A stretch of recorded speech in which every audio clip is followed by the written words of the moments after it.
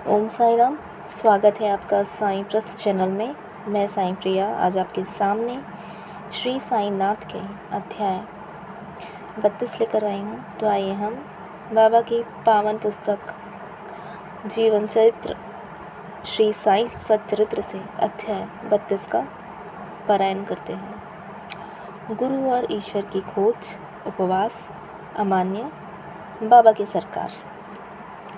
प्रस्तावना।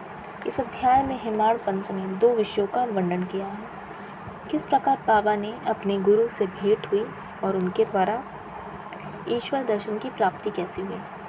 दूसरा, श्रीमती गोखले जो 3 दिन से उपवास कर रहे थे को पूर्ण पोली का भोजन कैसे कराया। श्री हेमाड़ पंत वट वृक्ष का उदाहरण देकर इस गोचर संस्कार के स्वरूप का वर्णन करते हैं। गीता के अनुसार वट वृक्ष की जड़ें ऊपर और शाखाएं नीचे को चारों ओर फैली हुई है। ऊर्ध्व मूल मध्यम शाखम। गीता 15वां अध्याय श्लोक 1। इस वृक्ष के गुण, पोषक और अंकुर इंद्रियों के भोग्य पदार्थ हैं। जड़ें जिनका कारणीभूत कर्म है वे सृष्टि के मानवों की ओर फैली हुई। इस वृक्ष की रचना बड़ी ही विचित्र है। ना तो इसके आकार, उद्गम और अंत का ही भान होता है और न ही इसके आधार का। इस कठोर जड़ वाले संसार रूपी वृक्ष को नष्ट करने हेतु किसी बाह्य मार्ग का अवलंबन करना अत्यंत आवश्यक है ताकि इस संसार में आवागमन से मुक्ति हो सके। इस पथ पर अग्रसर होने के लिए किसी योग्य निर्देशक गुरु की नितांत आवश्यकता होती है। चाहे कोई कितना ही विद्वान अथवा वेद और वेदांत में पारंगत क्यों ना हो, वह अपने निर्दिष्ट स्थान पर नहीं पहुंच सकता जब तक उसकी सहायतार्थ कोई योग्य पथ प्रदर्शक न मिल जाए, जिससे पथ चिन्हों का अनुसरण करने से ही मार्ग को मिलने वाले गहरों, खंदकों तथा हिंसक प्राणियों के भय से मुक्त हुआ जा सकता है। और इस विधि से ही संसार यात्रा सुगम तथा कुशलतापूर्वक पूर्ण हो सकती है। इस विषय में बाबा का अनुभव जो उन्होंने स्वयं बतलाया वास्तव में आश्चर्यजनक है। यदि हम उसका ध्यानपूर्वक अनुसरण करें तो हमें निश्चय ही श्रद्धा, भक्ति और मुक्ति प्राप्त होगी। अन्वेषण। एक समय हम 4 सहयोगी मिलकर धार्मिक तथा अन्य पुस्तकों का अध्ययन कर रहे थे। इस प्रकार प्रबुद्ध होकर हम लोग बाह्य के मूल स्वरूप पर विचार करने लगे। एक ने कहा, हमें स्वयं ही जागृति करनी चाहिए, दूसरों पर निर्भर रहना हमें उचित नहीं है। इस पर दूसरे ने कहा, जिसने मनोनिग्रह कर लिया है वह धन्य है, हमें अपने संकीर्ण विचारों पर व भावनाओं से मुक्त होना चाहिए, क्योंकि संसार में हमारे अतिरिक्त और कुछ भी नहीं है। तीसरे ने कहा, यह संसार सदैव परिवर्तनशील है, केवल निराकार ही शाश्वत है, अतः हमें सत्य और असत्य में विवेक करना चाहिए। तब चौथा स्वयं बाबा ने कहा कि केवल पुस्तकी ज्ञान से कोई लाभ नहीं, हमें तो अपना कर्तव्य करते रहना चाहिए। दृढ़ विश्वास और पूर्ण निष्ठापूर्वक हमें अपना तन, मन, धन और पंच प्रणाली सर्वव्यापक गुरुदेव को अर्पण कर देनी चाहिए। गुरु भगवान है, सबका पालनहार है। इस प्रकार वाद विवाद के उपरांत हम चारों सहयोगी वन में ईश्वर की खोज पर निकले। हम 4 विद्वान बिना किसी की सहायता लिए केवल अपनी स्वतंत्र बुद्धि से ही ईश्वर की खोज करना चाहते थे। मार्ग में हमें एक बंजारा मिला जिसने हम लोगों से पूछा कि हे सज्जनों, इतनी धूप में आप लोग किस ओर प्रस्थान कर रहे हैं। प्रत्युत्तर में हम लोगों ने कहा, वन की ओर। उसने पुनः पूछा, कृपया यह तो बतलाइए कि वन की ओर जाने का उद्देश्य क्या है। हम लोगों ने उसे टालमटोल वाला उत्तर दे दिया। हम लोगों को निरुद्देश्य सघन भयानक जंगलों में भटकते देखकर उसे दया आ गई। तब उसने अति विनम्र होकर हमें लोगों से निवेदन किया कि आप अपनी गुप्त खोज का हेतु चाहे मुझे ना बतलाएं, किंतु मैं प्रत्यक्ष देख रहा हूँ कि माध्याह्न की प्रचंड मार्तंड की तीव्र किरणों की उष्णता से आप लोग अत्यंत व अधिक कष्ट पा रहे हैं। कृपया यहाँ पर कुछ क्षण विश्राम कर जलपान कर लीजिए।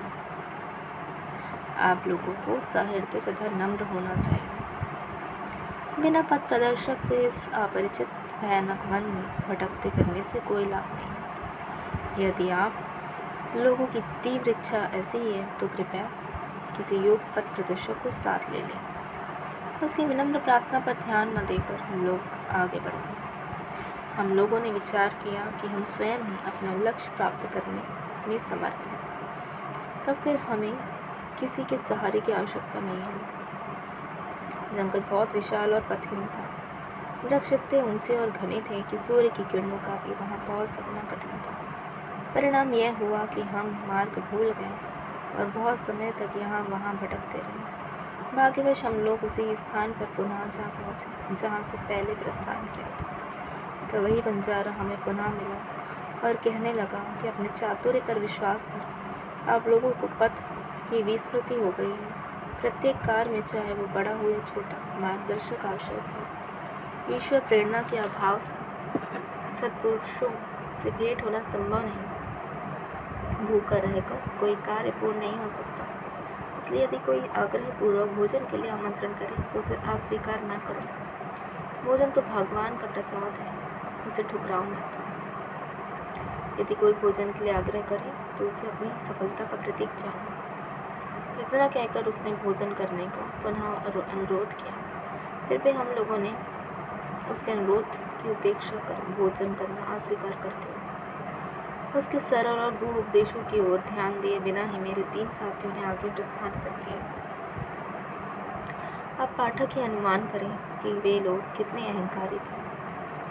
मैं श्रोता और तृषा से अत्यंत व्याकुल था। बंजारे के अपूर्व प्रेम ने मुझे भी आकर्षित कर लिया। यद्यपि हम लोग अपने को अत्यंत विद्वान समझते थे, परंतु दया और कृपा किसे कहते हैं, इससे सर्वथा अनभिज्ञ ही थे। बंजारा था तो एक शूद्र, अनपढ़ और गंवार, परंतु उसके हृदय में महान दया थी। उसने बार बार भोजन के लिए आग्रह किया। तो दूसरों का निस्वार्थ प्रेम करते हैं, सचमुच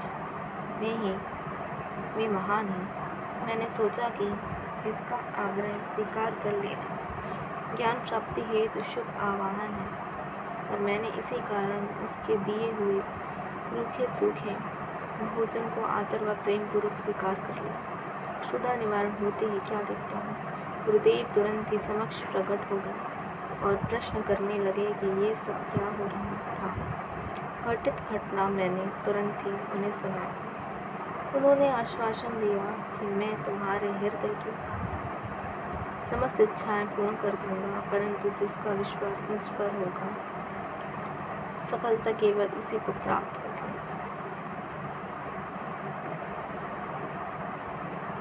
मेरे तीनों सहयोगी तो उनके वचनों पर अविश्वास कर वहाँ से चले गए।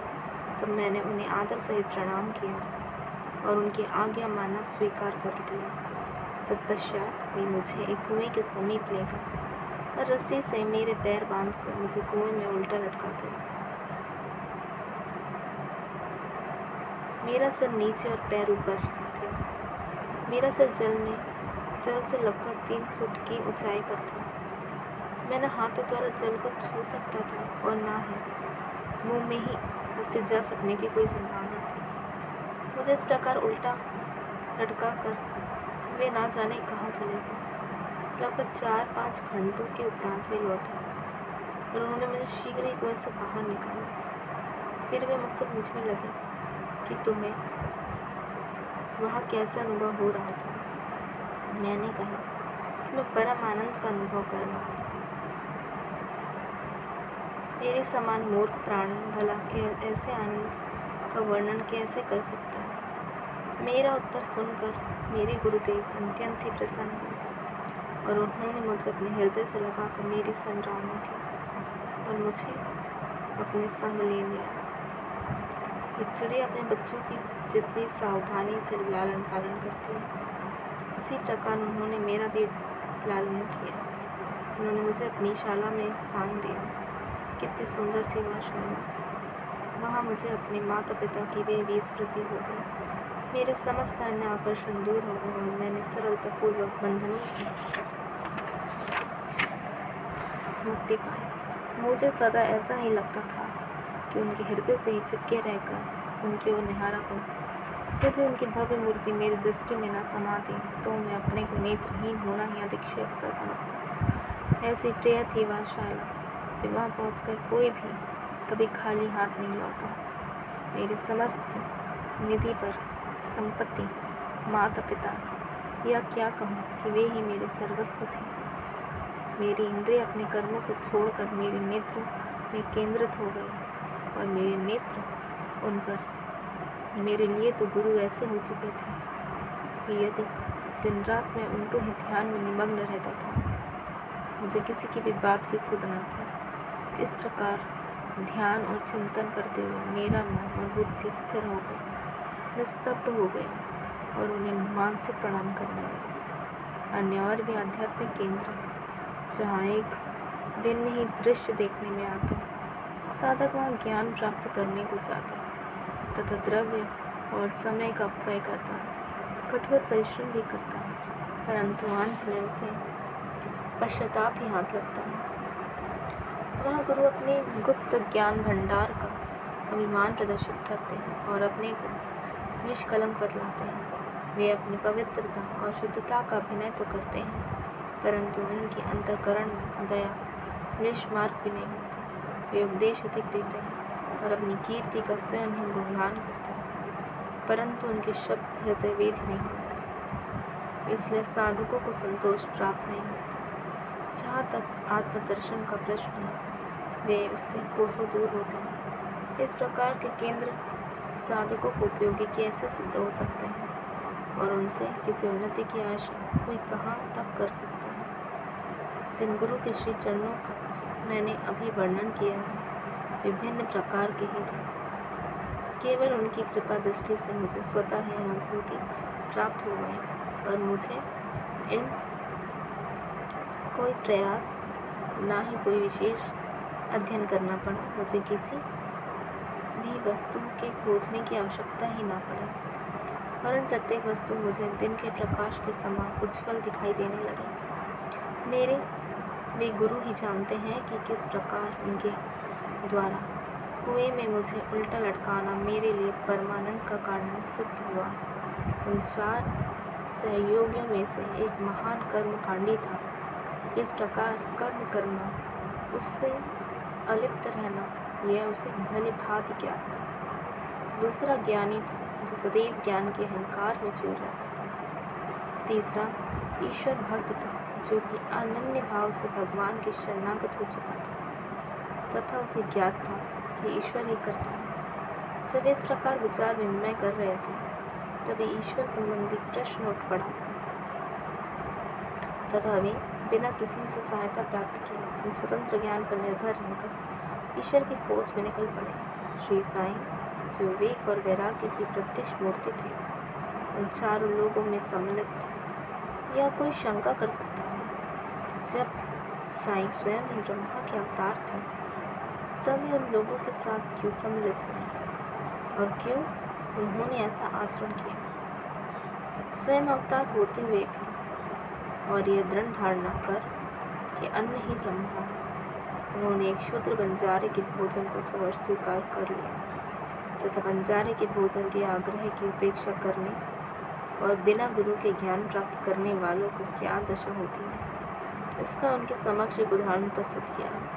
श्रुति त्रैतरीय उपनिषद का कथन है कि हमें माता पिता तथा गुरु का आदर सहित पूजन कर धार्मिक ग्रंथों का अध्ययन करना चाहिए। ये चित्त शुद्धि के मार्ग है और जब तक चित्त की शुद्धि नहीं होती, तब तक आत्मानुभूति की आशा व्यर्थ है।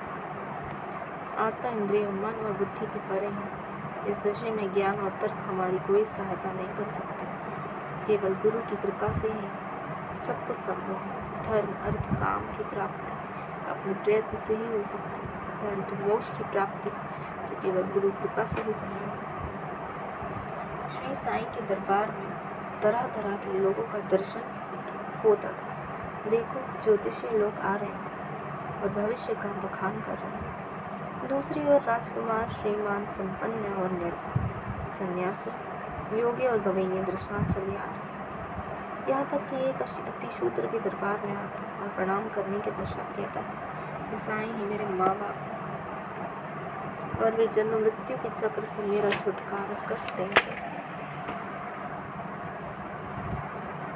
और भी अनेकों तमाशा देखने और करने वाले, कीर्तन करने वाले, अंधे, पंगु, नाथ पंक्ति, नर्तक व अन्य मनोरंजन करने वाले दरबार में आते थे, जहाँ उनका उचित मान किया जाता था। और इस प्रकार उपर्युक्त समय पर वह बंजारा भी प्रकट हुआ, जो अभिनय उससे सौंपा गया था, उसने उसको पूर्ण किया। हमारे विचार से कुएं में 4-5 घंटे उल्टे रहना इसे सामान्य घटना नहीं समझना चाहिए, क्योंकि ऐसा कोई बिरला ही होगा जो इस प्रकार इतने अधिक समय तक रस्सी से लटकाए जाने पर कष्ट का अनुभव ना कर परमानंद का अनुभव करे। इसके विपरीत उसे पीड़ा न होने की ही संभावना अधिक है। ऐसा प्रतीत होता है कि समाधि अवस्था का ही यह चित्रण किया गया है। आनंद 2 प्रकार के होते हैं, प्रथम ऐन्द्रिक और द्वितीय आध्यात्मिक। ईश्वर ने हमारी इंद्रियों व तन मन की प्रवृत्तियों की रचना बाह्यमुखी से की, और जब इंद्रियां मन अपने विषय पदार्थों में संलग्न होते हैं तब हमें इंद्रिय चैतन्य प्राप्ति होती है, न कि परमानंद का।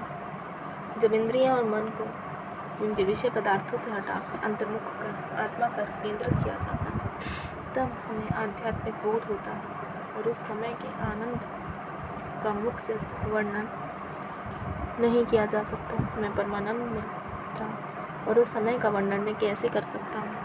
इन शब्दों से ध्वनित होता है कि गुरु ने उन्हें समाधि अवस्था में रखकर चंचल इंद्रिय और मन रूपी जल से दूर रखा। उपवास और श्रीमती गोखले। बाबा ने स्वयं कभी उपवास नहीं की, और न ही उन्होंने दूसरों को करने को दिया। उपवास करने वालों का मन कभी शांत नहीं रहता, तब उन्हें परमार्थ की प्राप्ति कैसे संभव। प्रथम आत्मा की तृप्ति होना चाहिए। भूखे रहकर ईश्वर की प्राप्ति नहीं हो सकती। यदि ईश्वर में कुछ अन्न की ऊर्जा ना हो तो हम कौन सी आँख से ईश्वर को देखेंगे, किस जिह्वा से उनकी महानता का वर्णन करेंगे, और किन कानों से उनका श्रवण करेंगे। सारांश यह है कि जब समस्त इंद्रियाँ यथेष्ट खुराक शांति मिलती है, जब वे बलिष्ठ रहती हैं, तभी हम भक्ति और ईश्वर प्राप्ति की अन्य साधनाएं कर सकते हैं। इसलिए ना तो हमें उपवास करना चाहिए और ना ही अधिक भोजन। भोजन में संयम रखना शरीर और मन दोनों के लिए उत्तम है। श्रीमती काशीबाई कानटकर। श्री साईं बाबा के एक भक्त से परिचय पत्र लेकर श्रीमती गोखले दादा केलकर के पास शिरडी आई।